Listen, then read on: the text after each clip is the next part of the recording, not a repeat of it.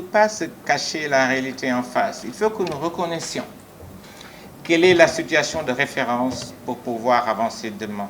Et ça, c'est votre travail. Je pense que vous ne devez plus être dans des zones de confort. Le passé, c'était hier. Aujourd'hui, nous allons organiser le sommet mondial de l'eau 2021. Nous devons être capables de mettre le Sénégal sur la carte du monde. On ne peut pas mettre le Sénégal sur la carte du monde avec de tels chiffres. Il faut que nous ayons dans le changement de paradigme très important. Un, c'est le financement. Nous sommes, l'USAID est là, nous sommes arc-boutés aux bailleurs, Banque mondiale, Banque africaine de développement, USAID. Ils n'ont pas d'argent pour tenir les financements qu'il faut. Il faut qu'on aille dans d'autres modèles. Vous avez un projet de la Banque mondiale, ça va prendre... La passation de service peut prendre 1 an. Vous prenez la BAD, c'est exactement la même chose. Nous devons aller dans des logiques de développer des programmes partenariats public-privé. Je pense qu'il vous faut une très grande ouverture, plus importante, parce que vous êtes l'avenir de ce pays. Ça n'est pas moi. Mon avenir, il est derrière moi. Vous avez devant.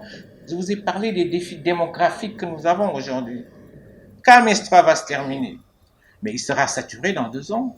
On ne tiendra pas. Il y a des incohérences que personne ne doit laisser passer. C'est 200 000 mètres cubes du jour qu'on va amener sur Dakar. Et personne, c'est là où nous ne sommes pas sérieux, entre guillemets, personne n'a pensé de ce qu'on va faire de cette eau. Parce que 80% de cette eau va aller à l'assainissement. On est en train de réfléchir. On parle de mettre en place une usine de dessalement. Et moi, je fais des rejets dans ma mer, des rejets d'eau usée. Vous pensez qu'on peut mettre en place une usine de dessalement et qu'on ne règle pas le problème du traitement des eaux usées dans la zone où on va l'installer? Mais ça pose que nous devons avoir une approche inclusive. Nous devons réfléchir. Les programmes qui nous sont proposés par les bailleurs, on doit avoir la capacité de dire c'est bon ou c'est pas bon. Un bailleur de fonds, c'est quoi? Mais c'est un fonctionnaire qui a plus de moyens, c'est aussi simple que ça. Ils réfléchissent de la même façon que nous. On doit avoir la capacité de dire on n'est pas d'accord. Passer de l'autre côté, ça c'est le gros drame de notre pays. La plupart des fonctionnaires, ils sont assis devant le bailleur.